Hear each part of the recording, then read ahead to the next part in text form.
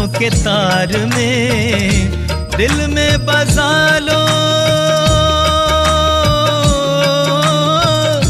दिल में बसा लो, बुला लो साकार में, समा जाए हम रूहानी प्यार में।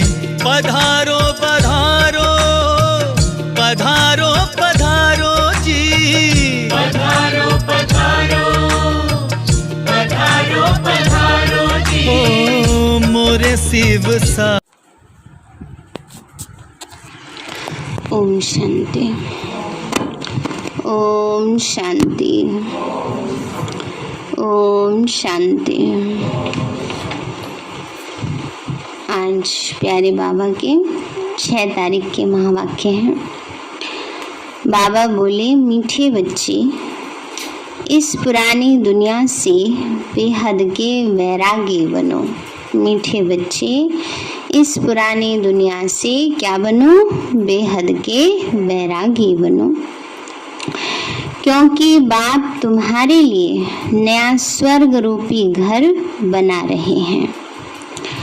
क्योंकि बाप तुम्हारे लिए नया स्वर्ग रूपी घर बना रहे हैं। प्रश्न है, इस अविनाशी रुद्र यज्ञ में किन किन बातों के कारण ही विघ्न पड़ते हैं? बाबा बोले, यह शिव बाबा का रचा हुआ अविनाशी रुद्र यज्ञ है। इसमें तुम मनुष्य से देवता बनने के लिए पवित्र बनते हो, भक्ति आदि छोड़ते हो, इस कारण विघ्न पड़ते हैं।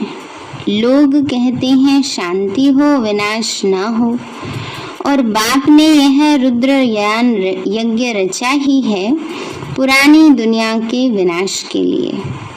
इसके बाद ही शांति की दुनिया आएगी, है ना। बाबा ने का इस बात पे विघ्न पड़ते हैं। कई लोग कहते हैं तुम विनाशी करते रहते हो ना। वो अपने अपने सुनने और समझने का भी फर्क है। स्थापना भी तो कर रहे हैं, स्वर्ग आ रहा है ये भी तो कर रहे हैं ना। उसको नहीं उठाते हैं, नेगेटिव बात जल्दी पकड़ लेते हैं ना। राम की कितनी सारी विशेषताएं हैं वो नहीं देखते हैं। राम की सीता चोरी हो गई ये सबको पता है ना, कि उन्होंने भी देखो एक व्यक्ति के कहने से क्या किया, अपनी पत्नी को छोड़ दिया। तो इसलिए अच्छाइयों को कम देखते हैं, बुराइयों को देखने की आदत ज्यादा पड़ गई है। इस कारण ही क्या होता है, विघ्न पड़ते हैं। ओम शांति। ओम शांति का अर्थ बाप ने बच्चों को समझाया है। अहम आत्मा का स्वधर्म है शांत। शांति धाम में जाने के लिए कोई पुरुषार्थ नहीं करना पड़ता। आत्मा स्वयं शांत स्वरूप शांति धाम में रहने वाली है। यहाँ थोड़े समय के लिए शांत रह सकते। आत्मा कहती मेरी कर्मेंद्रियों का बाजा थक गया है। बाबा कहते, आत्मा कहती है मेरी कर्मेंद्रियों का बाजा जैसे थक गया है। मैं अपने स्वधर्म में टिक जाता हूँ, शरीर से अलग हो जाता हूँ, परंतु कर्म तो करना ही है। शांति में कहाँ तक बैठे रहेंगे। आत्मा कहती है मैं शांति देश की रहवासी हूँ, सिर्फ यहाँ शरीर में आने से मैं टॉकी बनी हूँ। अहम आत्मा और मम शरीर है। आत्मा ही पतित और पावन बनती है। आत्मा पतित बनती है तो शरीर भी पतित बनता है, क्योंकि सतयुग में 5 तत्व भी सतो प्रधान होते हैं। यहाँ 5 तत्व तमो प्रधान है। सोने में खाद पड़ने से सोना पतित बन जाता है, फिर उनको साफ करने के लिए आग में डाला जाता है। बाबा ने कहा सोने को साफ करने के लिए अग्नि में डाला जाता है। उनको योग अग्नि नहीं कहा जाता। योग अग्नि भी है जिससे पाप जलते हैं। वो तो स्थूल आग होती है, जहाँ भी लगेगी हर चीज भस्म कर देगी। ये योग की अग्नि जो परमात्मा की याद की अग्नि है, वो आत्मा के विकर्म विनाश करती है। आत्मा को पतित से पावन बनाने वाला परमात्मा है। नाम ही एक का है, बुलाते हैं हे पतित पावन आओ। ड्रामा प्लान अनुसार सबको पतित तमो प्रधान बनना ही है। ये झाड़ है ना, सृष्टि जो है एक झाड़ है, वृक्ष के समान है। उस झाड़ का बीज नीचे रहता है, इसका बीज ऊपर में है। बाप को जब बुलाते हैं तो बुद्धि ऊपर चली जाती है, जिससे तुम वर्षा ले रहे हो। वह अब नीचे आया हुआ है। कहते हैं मुझे आना पड़ता है। मेरा जो यह मनुष्य सृष्टि का झाड़ है, यह अनेक वैरायटी धर्मों का है। अब वह तमो प्रधान पतित जड़जड़ीभूत अवस्था को पाया हुआ है। बाप बैठ बच्चों को समझाते हैं। सतयुग में पहले पहले होते हैं देवी देवताएं, अब कलयुग में है असुर। बाकी असुर और देवताओं की लड़ाई लगी नहीं। तुम इन आसुरी 5 विकारों पर योग बल से जीत पाते हो। बाबा ने कहा बच्चे अभी तुम योग बल से इन 5 विकारों पर जीत पाते हो। बाकी कोई हिंसक लड़ाई की तो बात ही नहीं है। तुम कोई भी प्रकार की हिंसा नहीं करते हो। तुम किसी को हाथ भी नहीं लगाएंगे। तुम तो डबल अहिंसक हो। बाबा कहते हैं कोई लड़ाई झगड़ा करने की बात ही नहीं है, किसी को मारने पीटने के ना। डबल अहिंसक है हम बाबा के बच्चे। काम कटारी चलाना यह तो सबसे बड़ा पाप है। बाबा कहते यह काम कटारी आदि मध्यंत दुख देती है। विकार में नहीं जाना है। देवताओं के आगे महिमा गाते हैं आप सर्वगुण संपन्न संपूर्ण निर्विकारी। आत्मा इन ऑर्गन्स द्वारा जानती है। कहते हैं हम पतित बन गए हैं तो जरूर कभी पावन थे। जो कहते हैं कि हम पतित बन गए हैं तो बुलाते हैं हे पतित पावन आओ। बाबा ने कहा जरूर पावन थे, तभी तो पतित पावन को बुलाते हैं ना। अगर पतित ही होते तो याद ही नहीं रहता। अब किसी ने किसी चीज का स्वाद लिया होता है ना, रसगुल्ला कैसा होता है खाया है ना, तो पता रहता है ना, उसका टेस्ट खींचता रहता है।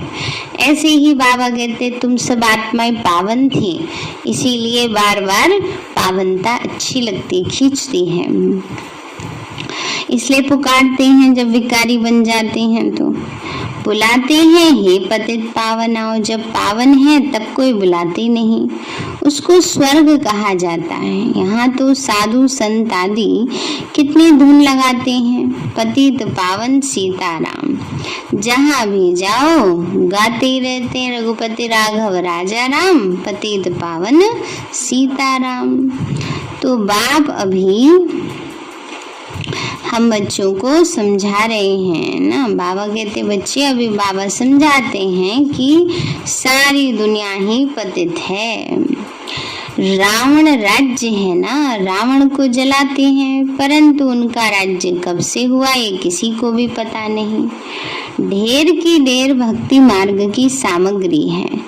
कोई क्या करते कोई क्या करते, सन्यासी भी कितने योग सिखाते। वास्तव में योग किसको कहा जाता ये कोई को भी पता नहीं है। बाबा ने कहा योग किसको कहते हैं ये पता ही नहीं। आसन लगाने को समझ लेते हैं, हठ क्रियाएं करने को। योग माना जोड़, योग माना याद। तो मन बुद्धि को परमात्मा से जोड़ो, याद करो।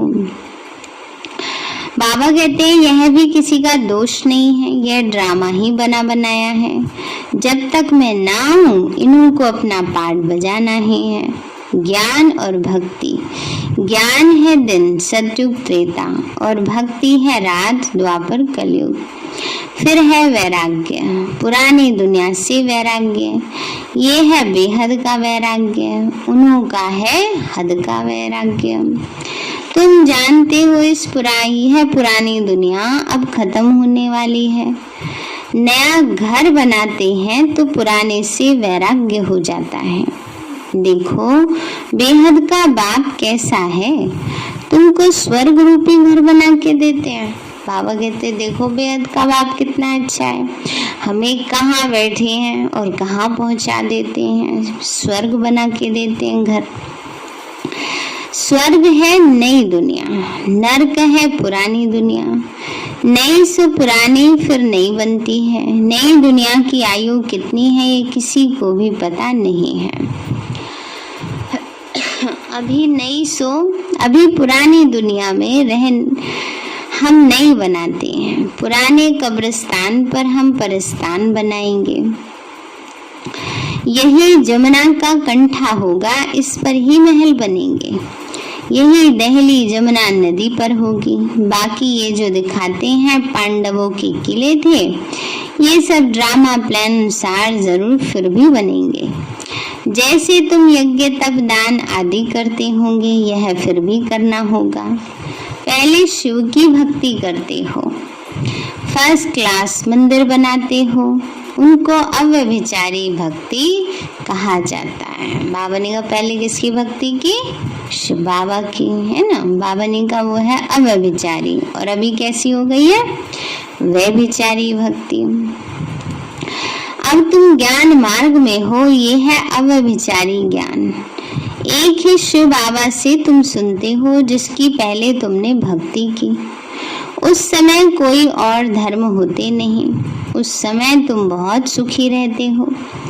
देवता धर्म बहुत सुख देने वाला है ना। देवता धर्म सतयुग में हम बच्चों को बहुत सुख देने वाला है। जब देवी गुणों की धारणा जीवन में होती है तो आत्मा सुख का अनुभव करती है। नाम लेने से ही मुख मीठा हो जाता है। तुम एक बाप से ही ज्ञान सुनते हो। बाबा कहते और कोई से तुम मत सुनो। ये है तुम्हारा अव्यभिचारी ज्ञान। बेहद बाप के तुम बने हो। बाप से ही वर्षा मिलेगा, नंबरवार पुरुषार्थ अनुसार। जैसा पुरुषार्थ होगा वैसा वर्षा मिलेगा। बाबा कहते हैं अगर सबको एक जैसा देने लगे बाबा तो सारे बच्चे नहीं है, फिर तो सारे राजा बन जाएं। फिर प्रजा कौन बने, कौन किस पर राज करे? तो इसलिए बाबा कहते हैं बच्चे, बाप थोड़े समय के लिए साकार में आया हुआ है। कहते हैं मुझे बच्चों को ही ज्ञान देना है। मेरा है यह स्थायी शरीर नहीं है, मैं इनमें प्रवेश करता हूँ। शिव जयंती से झट गीता जयंती हो जाती है। उनसे ज्ञान शुरू कर देते हैं। यह रूहानी विद्या सुप्रीम रूह दे रहे हैं। पानी की तो बात नहीं, पानी को थोड़े ही ज्ञान कहेंगे। ज्ञान अमृत कहते हैं ना, तो कोई पानी की तो बात है नहीं कि जो अमृत है वो ज्ञान अमृत की बात है। कोई पानी अमृत थोड़ी है। बाबा कहते हैं बच्चे पतित से पावन ज्ञान से बनेंगे, पानी से थोड़े पावन बनेंगे। नदियां तो सारी दुनिया में हैं, तो यह तो बाप ज्ञान सागर बाप आते हैं, इनमें प्रवेश कर नॉलेज सुनाते हैं। यहाँ गौमुख पर जाते हैं। वास्तव में गौमुख तो तुम हो चैतन्य में। बाबा कहते गौमुख कौन है? कहते हैं गौमुख से अमृत निकलता है। बाबा कहते हैं बच्चे तुम चैतन्य में गौमुख हो, तुम्हारे मुख से ज्ञान अमृत निकलता है। तो गौ से तो दूध मिलता है, पानी की तो बात नहीं है। सब कुछ बाप बैठ समझाते हैं। जो सबका सदगति दाता है, अब सभी दुर्गति में पड़े हैं। आगे तो तुम भी नहीं जानते थे कि रावण को क्यों जलाते हैं। आ रहा है ना रावण। तैयारी कितनी जोर शोर से चल रही है? 10 दिन रह गए, शुरुआत तो हो जाएगी कल से बनने की। उसकी बनने की तो हो भी गई होगी। हाँ, इसलिए बाबा कहते हैं आ रहा है रावण। अच्छा, रामलीला नहीं होगी? अच्छा, तो बाबा यही कहते हैं रावण को क्यों जलाते हैं। अब तुम बच्चे जानते हो कि बेहद का दशहरा होने वाला है। बेहद का दशहरा माना जितने भी दुनिया में रावण है ना सब जलकर बस होएंगे। उसको गाएंगे हैं, ऐसे नहीं बोलते हैं। जब जिसकी आएगी वो जाएगा। बाबा कहते हैं बच्चे ये सारी दुनिया जैसे बेट है, टापू है। रावण का राज्य सारी सृष्टि पर है। जो शास्त्रों में है बंदर सेना ली, बंदरों ने पुल बनाए, ये सब दंत कथाएं हैं। भक्ति आदि चलती है, पहले होती है व्यभिचारी भक्ति, फिर है व्यभिचारी माना अनेकों की भक्ति। दशहरा, राखी बंधन सब अभी के त्योहार हैं। तो शिव जयंती के बाद होती है कृष्ण जयंती। अभी कृष्णपुरी स्थापन हो रही है। आज है कंसपुरी, कल होगी कृष्णपुरी। कंस तो आसुरी संप्रदाय को कहा जाता है। तो पांडव और कौरवों की लड़ाई है नहीं। कृष्ण का जन्म है सतयुग में, वो है फर्स्ट प्रिंस। स्कूल में पढ़ने जाते हैं, जब बड़ा होता है तो राजगद्दी पर बैठता है। महिमा सारी शिव बाबा की है, जो पतितों को पावन बनाने वाले हैं। बाकी यह रास लीला आदि यह तो आपस में खुशी मनाते होंगे। बाकी कृष्ण किसी को ज्ञान सुनाई कैसे हो सकता है?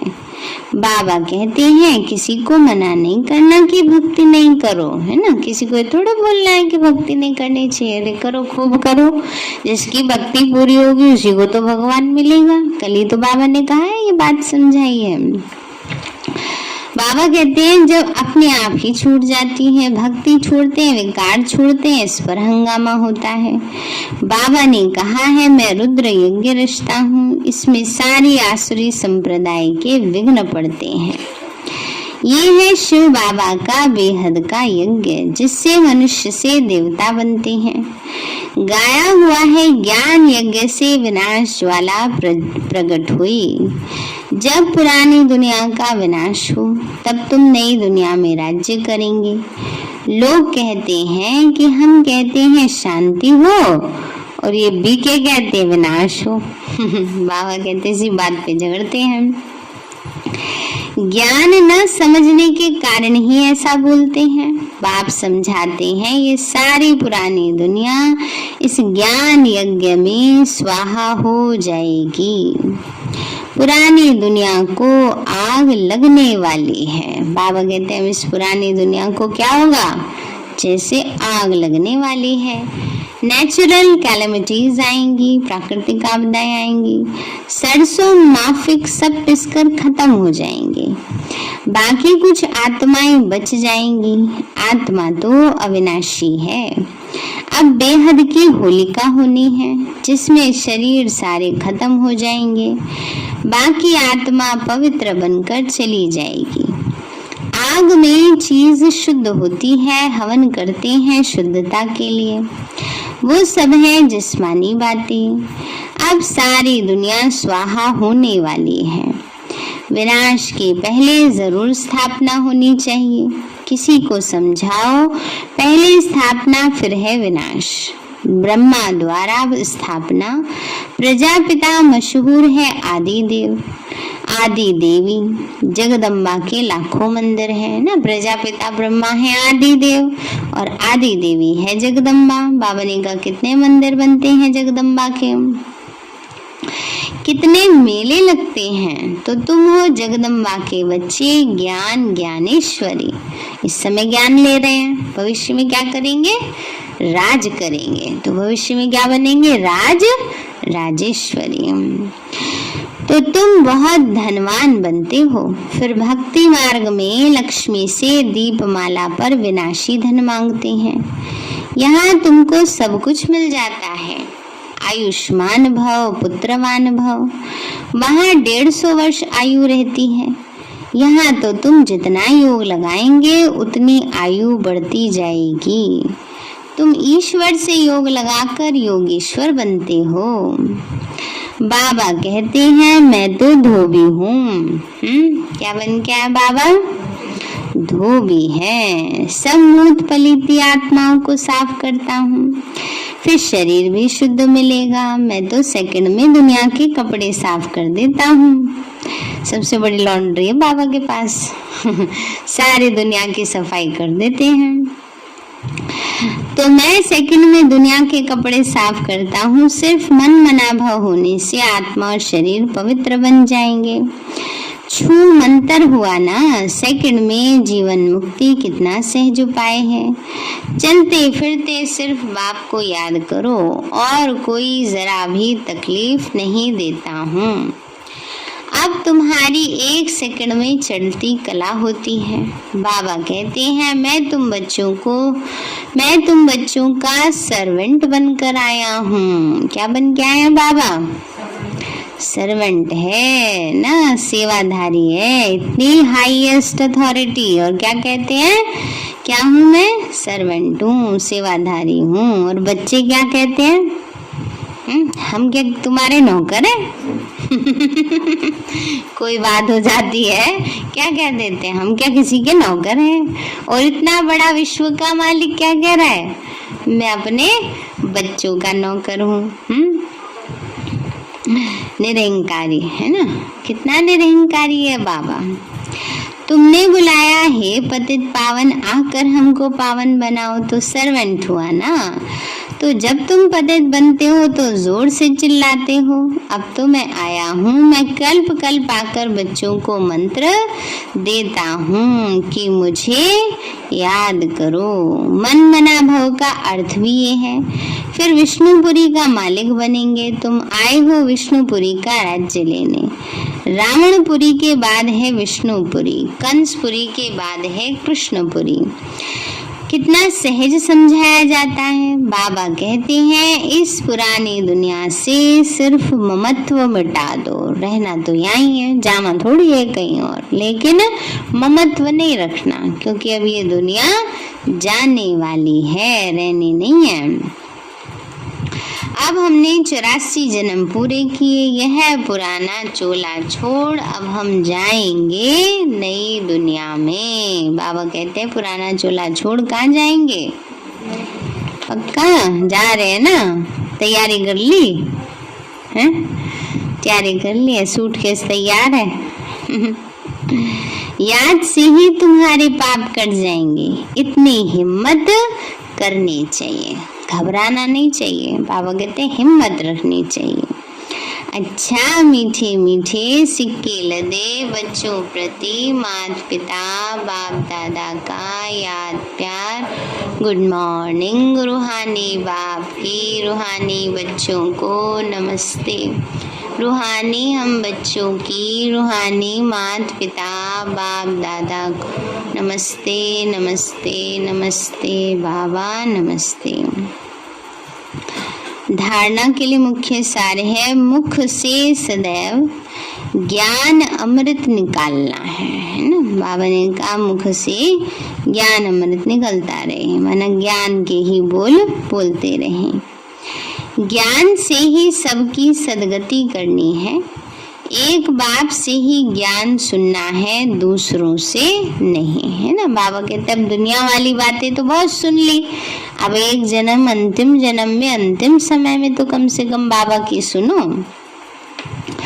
तो एक बाप से ही ज्ञान सुनना है, दूसरों से नहीं। दूसरा है चढ़ती कला में जाने के लिए चलते फिरते बाप को याद करने का अभ्यास करना है। इस पुरानी दुनिया पुराने चोले से ममत्व मिटा देना है। इस पुरानी दुनिया पुराने चोले से क्या करना है? ममत्व मिटा देना है। वरदान दिया बाबा ने, एक ही रास्ता और एक से रिश्ता रखने वाले संपूर्ण फरिश्ता भव। एक ही रास्ता और एक से ही रिश्ता रखने वाले संपूर्ण फरिश्ता भव। बाबा बोले निराकार व साकार रूप से बुद्धि का संग व रिश्ता एक बाप से पक्का हो तो फरिश्ता बन जाएंगे। जिनके सर्व संबंध व रिश्ते एक बाप एक के साथ होते हैं वही फरिश्ते हैं। जैसे गवर्नमेंट रास्ते में बोर्ड लगा देती है कि ये रास्ता ब्लॉक है, ऐसे सब रास्ते ब्लॉक कर दो तो बुद्धि का भटकना छूट जाएगा, है ना। इधर उधर जो बुद्धि भागती रहती है तो बुद्धि के रास्ते क्या करो? ब्लॉक कर दो, है ना। तो बाबा ने कहा बुद्धि का भटकना छूट जाएगा। बाप दादा का यही फरमान है कि पहले सब रास्ते बंद करो, इससे सहज फरिश्ता बन जाएंगे। स्लोगन है सदा सेवा के उमंग उत्साह में रहना, यही माया से सेफ्टी का साधन है। सदा सेवा के उमंग उत्साह में रहना ना, अगर सेवा का उमंग नहीं रहता तो मुरझाइश आ जाती है, उदासी आ जाती है, निराशा आ जाती है और माया प्रवेश कर जाती है। इसलिए बाबा कहते हैं सदा सेवा के उमंग उत्साह में रहना, यही माया से सेफ्टी का साधन है। इसके बाद है मातेश्वरी जी के अनमोल महावाक्य, निरंतर ईश्वरीय याद की बैठक। अब जब परमात्मा की याद में बैठते हो तो बैठने का मतलब क्या है? हमें सिर्फ परमात्मा की याद में बैठना नहीं है, परंतु अपनी ईश्वरीय याद तो नित्य चलते फिरते हर समय करनी है, और याद भी उस वस्तु की रहती है जिसका परिचय हो। उसका नाम रूप क्या है? अगर हम कहें ईश्वर नाम रूप से न्यारा है तो किस रूप को याद करें? अगर कहीं ईश्वर सर्वव्यापी है तो उनकी व्यापकता तो सर्वत्र हो गई, फिर किसको याद करें, है ना। अगर किसी का नाम नहीं रूप नहीं तो भी किसको याद करें, और अगर कोई हर जगह है तो भी किस किस चीज को याद करें। तो इसलिए फिर याद किसको करें? अगर याद शब्द है तो अवश्य याद का रूप भी होगा। याद का मतलब है एक याद करने वाले, दूसरा जिसको याद करते हो, तो जरूर याद करने वाला उससे भिन्न है, तो फिर ईश्वर सर्वव्यापी नहीं ठहरा। अगर कोई कहे कि हम आत्माएं परमात्मा की अंश हैं, तो क्या परमात्मा भी टुकड़ा टुकड़ा होता है? फिर तो परमात्मा विनाशी ठहरा, उनकी याद भी विनाशी हुई। तो अब इस बात को लोग नहीं जानते हैं, परमात्मा भी अविनाशी है, हम उस अविनाशी परमपिता परमात्मा की संतान, आत्मा भी अविनाशी हैं, तो हम वंश ठहरे न कि अंश ठहरे। अब यह नॉलेज चाहिए जो परमात्मा स्वयं आकर हम बच्चों को देते हैं। परमात्मा के हम बच्चों के प्रति महावाक्य हैं, बच्चे मैं जो हूँ जैसा हूँ उस रूप में याद करने से तुम मुझे अवश्य प्राप्त करोगे। अगर मैं दुख सुख से न्यारा पिता सर्वव्यापी होता तो फिर खेल में सुख दुख नहीं होता, तो मैं सर्वव्यापी नहीं हूँ। मैं भी आत्मा सदृश आत्मा हूँ, लेकिन सर्व आत्माओं से मेरे गुण परम हैं, इसीलिए मुझे परमात्मा अर्थात परमात्मा कहते हैं ना। तो मम्मा ने समझाया कि जैसे हम कहते हैं कि परमात्मा को याद करना है, अगर सर्वव्यापी है तो कैसे याद करेंगे? सबके अंदर है, नाम रूप उसका नहीं है तो कैसे याद करेंगे? तो जरूर नाम रूप भी है उसका, और वो सबके अंदर नहीं है, एक है और अजर अमर अविनाशी है ना। तो हमें उसको उसी रूप में याद करना है। सारे हैं मीठे बच्चे, इस पुरानी दुनिया से बेहद के वैरागी बनो, क्योंकि बाप तुम्हारे लिए नया स्वर्ग रूपी घर बना रहे हैं। प्रश्न है, इस अविनाशी रुद्र यज्ञ में किन किन बातों के कारण ही विघ्न पड़ते हैं? बाबा बोले, यह शिव बाबा का रचा हुआ अविनाशी रुद्र यज्ञ है। इसमें तुम मनुष्य से देवता बनने के लिए पवित्र बनते हो, भक्ति आदि छोड़ते हो, इस कारण विघ्न पड़ते हैं। लोग कहते हैं शांति हो विनाश न हो, और बाप ने यह रुद्र ज्ञान यज्ञ रचा ही है पुरानी दुनिया के विनाश के लिए। इसके बाद ही शांति की दुनिया आएगी। बाबा ने कहा बच्चे परिवर्तन होगा, शांति की दुनिया आएगी। अच्छा, ओम शांति। अभी प्यारे बाबा को भोग लगाएंगे और सभी अपनी पूर्वज आत्माओं को धन्यवाद करेंगे। हमें उस कुल में जन्म मिला है, उस कुल की सभी आत्माओं को दिल से धन्यवाद, और सभी सदा संतुष्ट रहें, जहाँ भी हैं संतुष्ट रहें, स्वस्थ रहें ना। ये हमारी उनके प्रति शुभ भावनाएं हैं, शुभकामनाएं हैं। तो अभी हम प्यारे बाबा के साथ सभी आत्माओं को भोग स्वीकार कराएं।